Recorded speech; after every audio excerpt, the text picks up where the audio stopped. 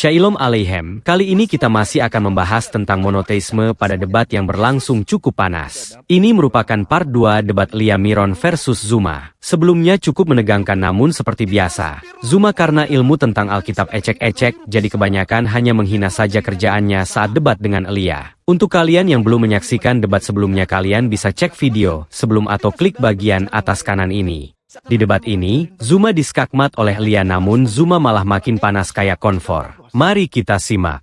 Oke, jadi yang pertama, Yesus mengklaim dia dari surga. 1 Korintus 15:48. Makhluk-makhluk surgawi sama seperti Yesus yang berasal dari surga. Gugur. Jamak. Makhluk dikatakan di sana dalam bahasa Yunaninya koikos. Coikos, makhluk-makhluk berasal dari surga sama seperti Yesus yang berasal dari gugur dia di situ. Kemudian catatan saya ada beberapa hal. Firman jadi buku. Siapa bilang firman jadi buku?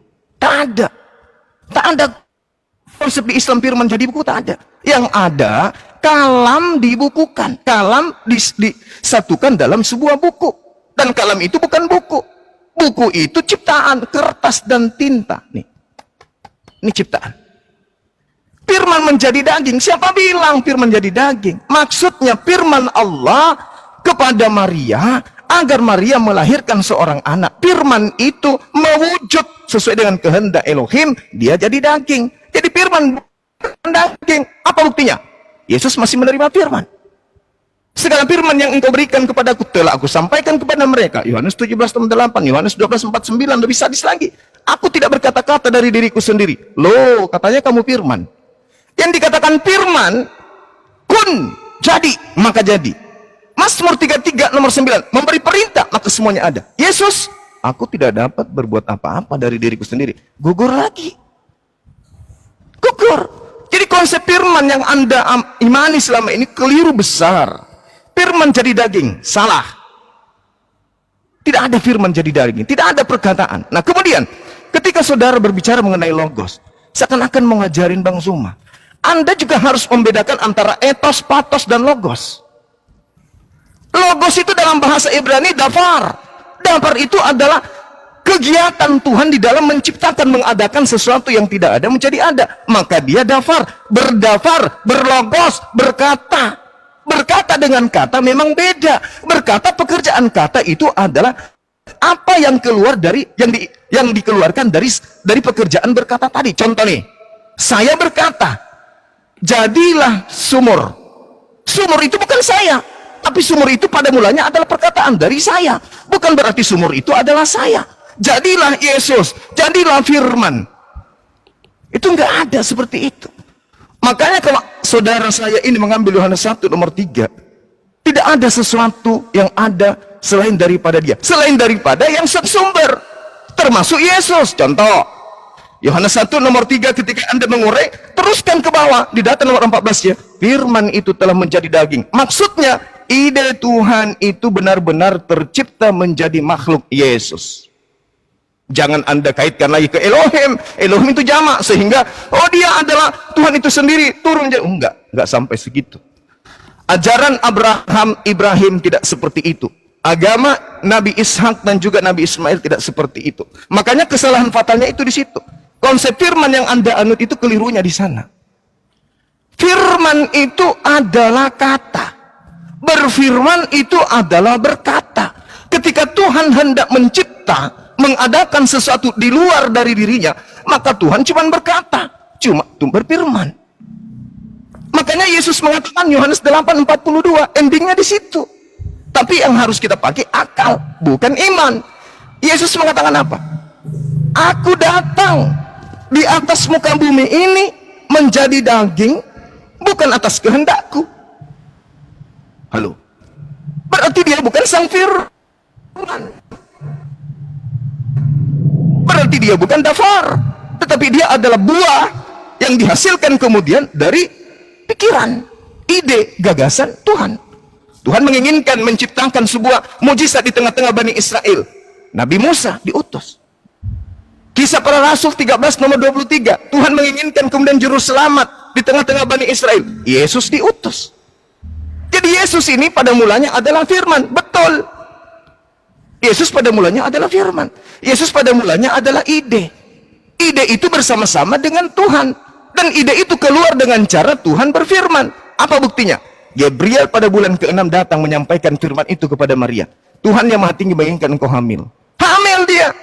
Jadi Yesus pada mulanya adalah firman. Firman itu bersama-sama dengan Tuhan. Dan firman itu telah menjadi daging. SARS. Sudah menjadi makhluk hidup bernama Yesus. Makanya Yesus bukan Tuhan, bukan Elohim, tetapi manusia 100%. Demikian, silakan. Oke. Saya ini coba akhir dulu, Bang Juma. Oh, sorry. Iya, iya. Oke. Sudah. Ya, sudah. Sebentar ya. Ya. Oke, yang pertama Yesus menyampaikan firman. Tadi Bang Zuma katakan, inilah makanya perlunya Bang Zuma dengan kerendahan hati saya mengajak Anda untuk belajar lebih dalam lagi ya. Tadi kita berkata Yesus adalah Logos. Nah, coba kita analisa kata Yohanes 17 ayat 8. Di sini Bang Zuma mungkin tidak tahu dan belum belajar masalah firman ya. Di sini coba kita lihat. Sebab segala firman yang kau sampaikan kepadaku. Nah, firman di sini, firman yang didapati saudara Bapak itu bahasa Yunaninya apa? Firman di sini remata, rema, bukan logos. Jadi bedakan ya Bang Zuma ya antara rema dan logos. Dan Yesus itu adalah, nih kita lihat di dalam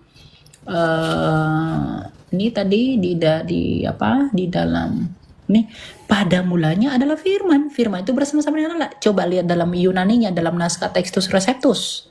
Logos. Jadi Bang Juma pun lagi dan lagi masih gagal. Yesus menyampaikan firman, yang disampaikan itu bukan logos. Tapi yang disampaikan itu adalah rema. Nah, yang kedua, perkataan saya itu bukan saya. Tadi Bang Juma mengatakan begitu menyangkut Yesus sebagai ide ilahi. Nah, lalu yang menjadi pertanyaan saya, bukankah idenya Bang Zuma itu lahir dari Bang Zuma? Katakanlah saya tidak melihat wajah Bang Zuma, dan saya mendengar firmannya Bang Zuma yang menjadi suara. Artinya saya bisa mengenal Bang Zuma melalui firmannya Bang Zuma yang menjadi suara. Nah, kita pun bisa mengenal Allah yang tidak kelihatan melalui firmannya yang menjadi manusia. Dia tidak kelihatan, maka dia memperkenalkan dirinya dengan imanen atau kelihatan ke dunia. Sebab Yesus adalah gambaran Allah yang tidak kelihatan. Kolose 1 ayat 15. Nah, masalah Yohanes 1 ayat 3. Dia itu ciptaan. Mohon maaf, coba kita lihat dalam Yohanes 1 ayat 3. Kita baca dengan teliti. Pada mulanya sudah ada firman. Firman itu bersama-sama dengan Allah dan firman itu adalah Allah. Ia pada mulanya bersama-sama dengan Allah. Segala sesuatu dijadikan melalui firman, dan tanpa firman tidak ada suatu pun yang telah jadi dari segala yang telah dijadikan. Kalau firman itu ciptaan Bang Juma, kalau firman itu adalah diciptakan, bagaimana mungkin Allah menciptakan ciptaan melalui ciptaannya? Kalau firman itu tidak di dalam diri Allah, Sang Bapa yang Esa itu, bagaimana mungkin hal itu bisa terjadi? Artinya argumentasi Bang Juma pun saling kontradiksi. Di satu sisi Bang Juma mengakui firman itu di dalam Allah, di satu sisi Bang Juma mengatakan firman itu ciptaan. Berarti di dalam diri Allah yang bukan ciptaan ada yang ciptaan. Itu juga masih salah. Itu logika falasi. Bagaimana Bang Juma menjelaskan kesalahan itu? Ya, jadi kalau firman itu Bang Juma katakan adalah ciptaan, berarti di dalam diri Allah. Tadi Bang Juma mengakui ya bahwa ide itu keluar dari Bapa, ide itu keluar dari Allah. Berarti Anda mengakui bahwa di dalam diri Allah ada ciptaan. Masa ciptaan ada di dalam diri Allah yang kekal? Dan ketika firman itu menjadi manusia, Bang Juma perlu tahu dia tidak bertransubstansiasi. Yang tadinya Allah berubah menjadi manusia. Seperti nasi menjadi bubur. Ada bubur, nasinya tidak ada. Bukan begitu. Tapi dia dalam hakikat keilahiannya, dia menambahkan kodrat manusia. Sama seperti Bang Juma tadi, kalam yang dibukukan. Oke, kami pun bisa mengatakan kalam yang dimanusiakan. Tidak ada yang salah. Karena dia menjadi itu bukan berubah substansi Bang Zuma. Tetapi dia itu menjadi menambahkan kodrat. Jadi kalau Bang Juma mengatakan kami tidak mengimani itu, kalam itu menjadi, kalam itu dibukukan. Kami pun berkata kalam itu dimanusiakan. Ya. Jadi dari tadi argumentasi saya yang bertabrakan, argumentasi Bang Juma yang bertabrakan tetap dibantah dengan argumentasi juga yang belum jelas. Coba tadi dari studi kata logos di sini, ya, di atas ini kata logos nomina. Bagaimana mungkin Anda mengatakan ini keinginan? Mohon maaf, Bang Juma belajar bahasa Yunani dari mana? Di sumber literasi Yunani mana logos itu adalah keinginan? Kalau itu keinginan, Bang Zuma, berarti itu akan bertabrakan dengan itu sebagai ide ilahi yang di dalam. Ya. Jadi Yesus itu adalah firman Allah dan dia kekal di dalam diri Allah, maka itu adalah Allah. Itulah monoteisme yang sejati yang menjelaskan kebagaimanaan Allah yang esa itu. Ya, gitu. Coba dibantah dulu dengan data, ya. Ya, silakan Bang Juma. Mohon sampai tidak nelpon dulu teman-teman. Oke. Iya. Ini Gimana? kenapa ya? Gimana, Dek? Saya masuk ke sesi berapa ini? Kenapa ya ini saya tunggu sebentar. Ada masalah di apa?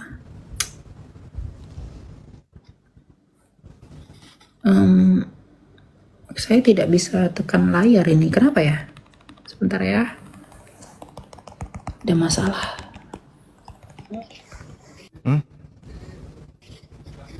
Sebentar ya. Oh gitu. Jadi sesi keberapa ini? Ini mau penutup kayaknya. Bentar. Kenapa ya layar saya? Bentar ya. Jadi masih Ini bisa. kalau saya keluar itu bakal end nggak dianya? Enggak ya? Coba bicara dulu sama admin saya. Kalau dia end, soalnya layar saya tuh kenapa ini mungkin verifikasi Iya, ya? kita nunggu yang 1 menit 53 detik ini, Kak. Nanti baru dilanjutkan lagi untuk Enggak, maksud saya itu adalah layarnya saya ini tidak bisa ditekan. saya juga. Jadi kita tunggu selesai ini yang keterangan putaran kemenangan. Layarnya Bang Zuma juga nggak bisa ditekan ya?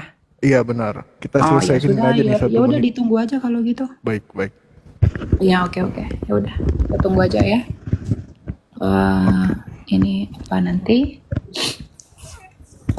Bisa. Oke. Gitu ya. Jadi itu poin-poin yang saya mau highlight dari poinnya Bang Zuma tadi. Ya, biar jangan blunder. Oke. Ya. Saya sebenarnya penasaran ya bagaimana Bang Zuma itu mengatakan itu keinginan dari studi kata Yunani. Coba nanti saya pengen tahu ya. Itu bagaimana? Iya, jadi kalau berbicara mengenai logos, rema, logos itu merujuk pada sifat yang melekat, kemampuan daya cipta Tapi yang ini ada pada diri. nomina, Bang. Dia bukan akusatif atau datif atau genitif. Terus kalau rema, Kalau rema itu juga coba kita lihat ya. Saya buka di sini ya. itu dia. Jadi pembedanya itu cuma di situ antara rema, logos, itu di situ.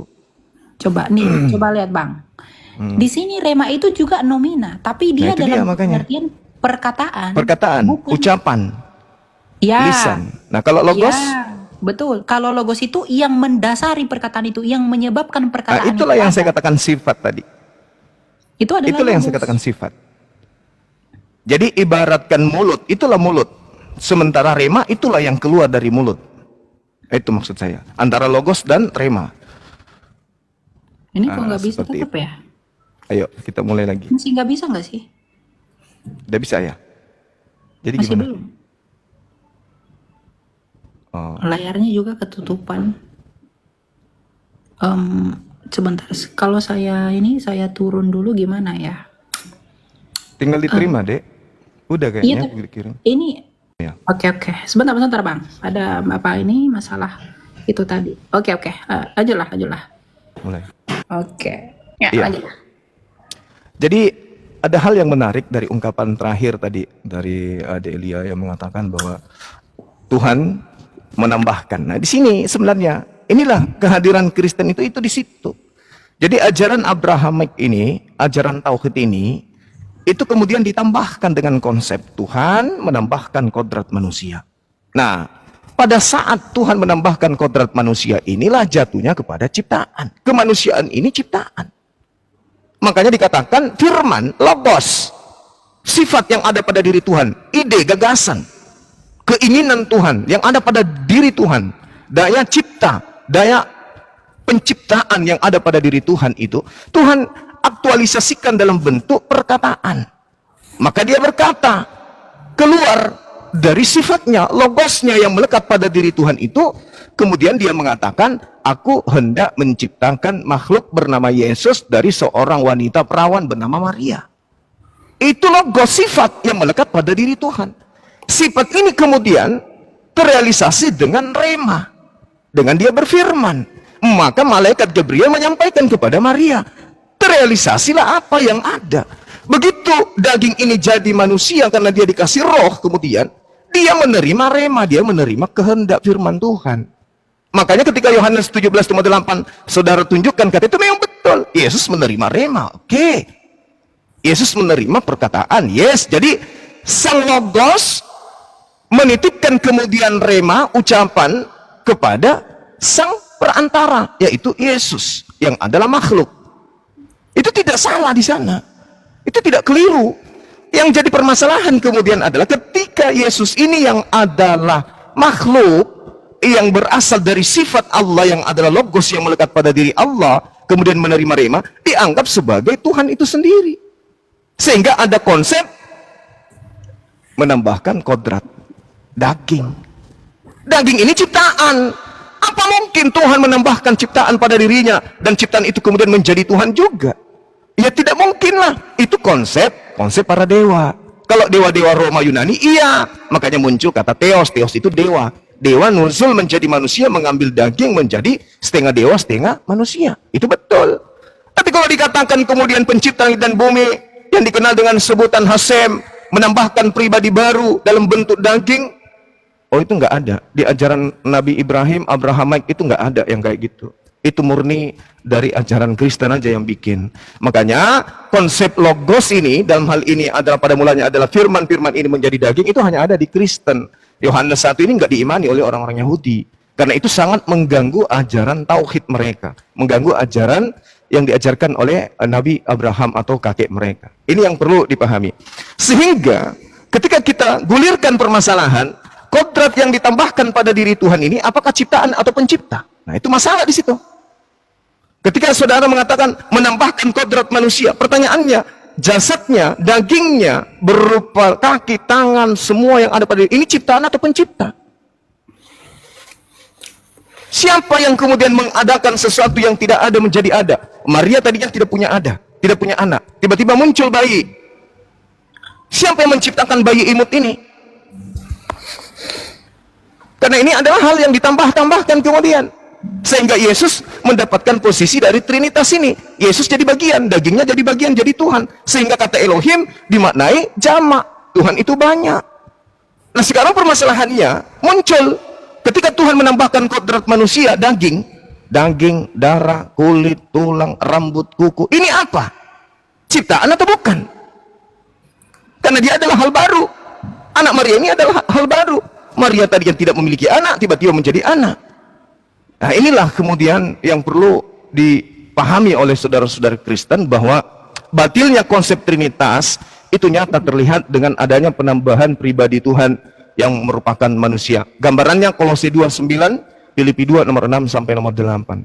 Tuhannya Bani Israel mengambil daging manusia. Apakah daging ini ciptaan? Nah itu masalah besar. Demikian. Oke, berarti nanti ini saya dulu, baru nanti setelah saya, Bang Juma tutup, saya juga tutup ya. Udah 5 soalnya. Oke. Betul ya? Oke, ya. Oke, saya harap teman-teman dapat manfaat ya dari apa yang kita sampaikan. Jadi teman-teman, kesimpulan itu tetap ada di dalam penonton ya. Kita itu diskusi saja by data, dan ada yang menimbang sendiri saja gitu. Oke, kita lihat. Oh, sebentar. Dikirim deh kayak tadi. Oke, ya. Oke. Sudah? Yes. Oke, ya. Puji Tuhan ya. Nah, yang pertama saya mau bantah yang pertama ya. Bang Juma mengatakan itu adalah buatan Kristen. Ya, Bang Juma mungkin akan mengatakan itu buatan Kristen karena dari tadi Bang Juma belum mampu membantah ini. Memra dalam Targum. Bang Zuma Kalau memang firman itu menjadi manusia itu ide Kristen, di dalam iman Yahudi Memra itu menjadi Mal'ah Yahweh di dalam data ini. Nih, Bang Zuma. Malak Yahweh dalam Exodus, dia menjadi teofani.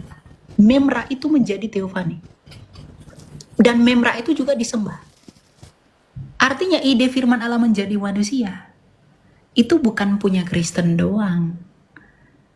Tapi Yahudi juga mengakui itu. Malah Yahweh.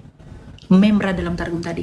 Ya, saya tidak heran mungkin tadi Bang Zuma tidak mengatakan itu tidak ada karena belum menjawab ketimpangan dalam argumentasi ini.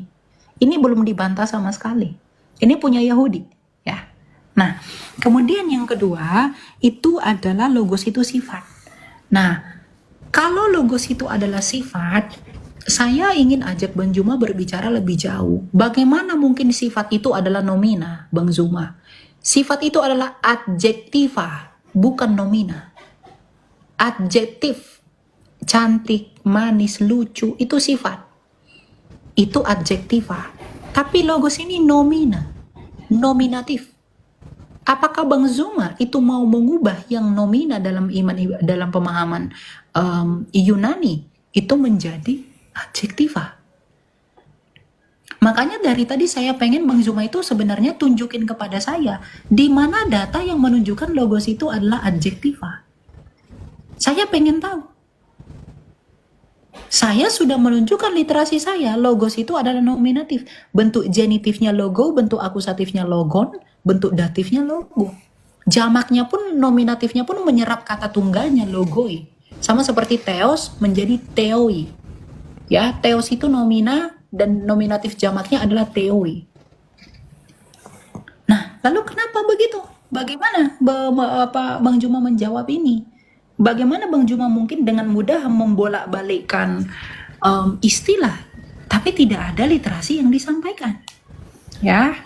Nah, yang ketiga, Yesus itu adalah makhluk. Oke, Yesus itu adalah makhluk karena dia menjadi manusia. Dia bukan transubstansiasi, Bang Zuma. Tadi saya sudah jawab bahwa ketika Bang Zuma percaya kalam itu dibukukan, maka kami pun percaya kalam itu dimanusiakan. Kalau itu berkaitan dengan ide ilahi, firman itu adalah ide ilahi, yang mau saya pertanyakan adalah, apakah ide itu yang di dalam diri Allah itu bukanlah Allah sendiri? Karena ini, logos itu adalah akal budi. Akal budinya Bang Zuma, bukankah Bang Zuma? Lalu akal budinya Allah, bukankah Allah? Pasti Allah. Jadi logika dan nalar yang relevan itu dielaborasi oleh Rasul Yohanes, Santo Yohanes. Pada mulanya sudah ada firman-firman itu bersama-sama dengan Allah. Firman itu adalah Allah. Karena di dalam Allah, bukan di luar Allah. Ya, jadi ini tadi tugasnya itu sebenarnya yang tidak dijawab itu sebenarnya adalah masalah Memra ini. Bang Zuma itu mengatakan itu buatan Kristen, firman menjadi manusia. Lalu bagaimana? Memra ini lebih parah loh. Memra itu menjadi Mal'ah Adonai loh. Mal'ah. Ini dalam Jewish Trinity Yuval Nathan. Ini boleh nanti dicari. Menjadi Theophany. Nih. Apa bedanya? Bah, di sini coba lihat. According to the Malik Yahweh directions, nothing won't do but works new as Yahweh has to identify the Father in Genesis. Only the post-Sinaitic Yahweh's narrator dan Musa knew that the Son and the Spirit were Yahweh. Jadi Musa pun di dalam bukunya Yoel Nathan ini, Bang Zuma, ya, dalam iman Yahudi, Musa pun mengetahui bahwa putra dan roh itu adalah Yahweh. Bagaimana ini? Ini tidak dibantah dari tadi, saya nunggu bantahan ini. Dan ini, bagaimana Anda membalikkan nomina itu menjadi adjektiva? Begitu ya. Jadi persoalannya kiranya tidak selesai karena itu tidak terjawab. Ya, literasinya. Ya, silakan, Bung Zuma. Oke, baik. Jadi ini closing ya. Ya, betul. Saya yang akhirnya atau gimana? Terserah. Sudah. Oh, udah Bang Zuma. Lanjut aja. Saya bentar. Saya match ya. Ya, silakan. Oke, baik. Ya, jadi sederhana sebenarnya, itu masalah sepele, tapi dibuat seperti sedramatis, ya sangat dramatis sehingga seakan-akan itu luar biasa.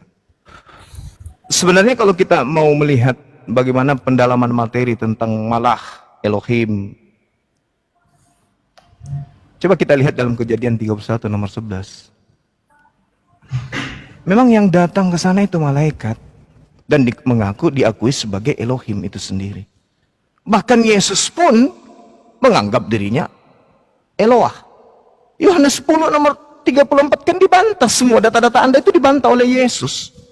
Anda Yesus hidup hari ini, Anda datang dengan membawa itu, Yesus bantah data itu. Yesusnya yang pasang badan. Yesus mengatakan apa? Bukankah di dalam kitab Tauratmu dikatakan siapapun yang diserahi tugas untuk menyampaikan firman, maka dia adalah Allah, maka dia adalah Elohim. Dan itu tidak bisa dibatalkan, kata Yesus. Nabi Musa juga mengaku Elohim, innani anallah la ilaha illa ana. Apakah Nabi Musa itu adalah Allah? Bukan. Saya juga ketika di atas mimbar masjid, saya juga mengatakan innani anallah la ilaha illa ana. Apakah berarti saya adalah Allah? Ini adalah unsur yang harus dipahami, bahwa ketika Tuhan menyampaikan firman, maka para utusan menyampaikan firman itu tanpa menambah, tanpa mengurangi. Itu poinnya. Jadi kalau hanya berbicara malah Elohim, apa hubungannya? Banyak data di dalam kitab saudara. Keluaran Kejadian 22 nomor 11, kemudian Kisah nomor 7, nomor 35, 38, nomor 53. Lalu kemudian Kisah Para Rasul 10 nomor 4. Semua kemudian mengatakan malah Elohim, mengaku sebagai Elohim. Nah, kemudian konsepnya yang datang kepada Nabi Musa, kita lihat di dalam misalnya Kisah Para Rasul 7, untuk membantah iman orang Kristen bahwa Nabi Musa bertemu dengan Tuhan. Ternyata dikatakan di Kisah Para Rasul, yang berfirman kepada Nabi Musa itu adalah malaikat. Musa ini yang telah mereka tolak dengan mengatakan, siapa yang mengangkat engkau menjadi pemimpin dan hakim? Musa ini telah diutus oleh Allah untuk berbicara kepada malaikat. Malaikat yang menyampaikan firman kepada dirinya, bukan kemudian Tuhan yang langsung. Di data nomor 38, Musa ini yang menjadi perantara di sidang jemaat yang ada di padang gurun di antara malaikat.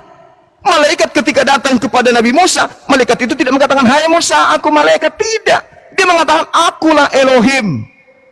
Bukan berarti malaikat itu Tuhan. Tidak. Inilah yang perlu pendalaman materinya agak-agak diangkat sedikit, supaya jangan terus-terusan sama pengajaran-pengajaran paganisme Roma Yunani.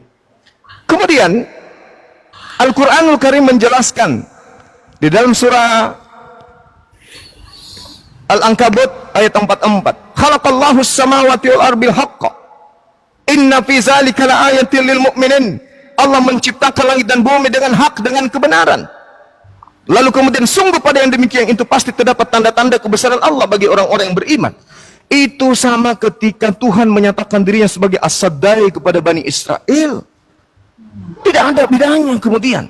Kalau Anda melihat di dalam kitab Kejadian 35 nomor 11, itu sangat jelas itu dikatakan di sana. Wa yomer Elohim eni El Saddai, dan seterusnya. Itu sama. Lagi firman Allah kepadanya, akulah Allah yang maha kuasa, akulah Tuhan pencipta langit dan bumi, beranak cuculah yang baik. Itu sama. Akulah yang menciptakan semuanya. Sama ketika Tuhan mengatakan Bereshit bara Elohim.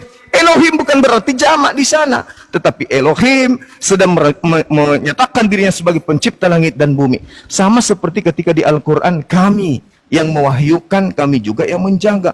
Bukan berarti kami itu jamak. Jadi kita orang Indonesia tidak boleh memahami kandungan kata bahasa Ibrani yang digunakan oleh Tuhan berfirman kepada para nabi, dan juga bahasa Arab yang digunakan oleh Allah, Tuhan pencipta bumi, berfirman kepada Nabi Muhammad. Salah kita. Kita harus kembalikan kepada sumber bahasanya. Sekarang ketika Tuhan mengatakan Elohim kepada Abraham, kepada Nabi Musa, apakah orang Yahudi menyembah Tuhan-Tuhanan? Apakah orang Yahudi punya banyak Tuhan? Tidak. Ketika Tuhan berfirman kepada orang Arab, Nabi Muhammad dengan mengatakan kata nahnu, apakah orang Arab punya banyak Tuhan? Tidak. Nah, inilah yang kemudian ingin saya katakan, bahwa pada kesimpulan ini, agama tauhid itu hanya punya satu Tuhan, tidak ada ditambahi kodrat manusia, ditambahi kodrat burung merpati. Itu jelas. Gimana? Kalian sudah lihat sendiri kan bagaimana Zuma saat debat dengan Elia? Terima kasih sudah menyaksikan video ini. Subscribe, like, komen, share agar semakin banyak yang diberkati lewat video ini.